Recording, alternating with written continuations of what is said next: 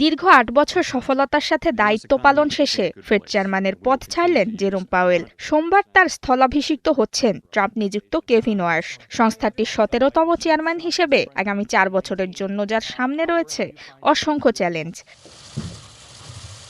২০২২ সালের জুনে ৪ দশকের সর্বোচ্চ মূল্যস্ফীতি, ফেডারেল রিজার্ভের স্বাধীনতা খর্ব করতে হোয়াইট হাউসের নজিরবিহীন রাজনৈতিক চাপ কিংবা ইরান যুদ্ধের কারণে বিশ্বব্যাপী জ্বালানি সংকট, দায়িত্ব পালনকালে এমন বেশ কিছু কঠিন সংকটের মুখোমুখি হন জেরোম পাওয়েল। তবে স্থির ও দূরদর্শী পাওয়েলের জন্য সবচেয়ে কঠিন চ্যালেঞ্জ ছিল করোনা মহামারী। ২০২০ সালে কোভিডকালীন ব্যবসা বাণিজ্য বন্ধ হয়ে তীব্র পতন ঘটে ভোক্তা ব্যয়ে। বেকারত্ব পৌঁছায় ৮ দশকের সর্বোচ্চ ১৪.৮%। ধস নামে যুক্তরাষ্ট্রের শেয়ার বাজারে। আতঙ্কিত বিনিয়োগকারীরা তুলে নেন অর্থ। ধস ঠেকাতে সুদের হার প্রায় শূন্যে নামিয়ে আনেন জেরোম পাওয়েল। অর্থনীতিতে তারল্য ধরে রাখতে $1 ট্রিলিয়ন প্রণোদনা প্যাকেজ ঘোষণা করে ফেডারেল রিজার্ভ। সে সময়ের এমন আগ্রাসী পদক্ষেপে বছরের শেষ দিকে ঘুরে দাঁড়ায় বাজার।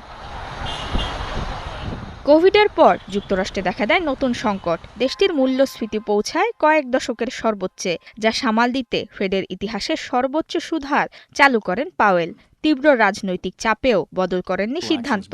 হস্তক্ষেপ করতে দেননি ফেডের স্বাধীনতায়। নিজ সিদ্ধান্তে অটল থাকেন দায়িত্বের শেষ দিন পর্যন্ত।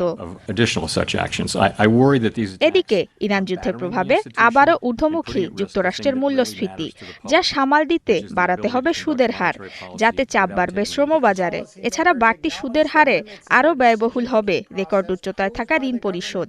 এমন প্রেক্ষাপটে বিশ্বের সবচেয়ে গুরুত্বপূর্ণ কেন্দ্রীয় ব্যাংকের দায়িত্বভার কেভিন ওয়ার্শ কিভাবে সামলাবেন তা সময় বলে দেবে। নুসরাত মৌমি, একাত্তর।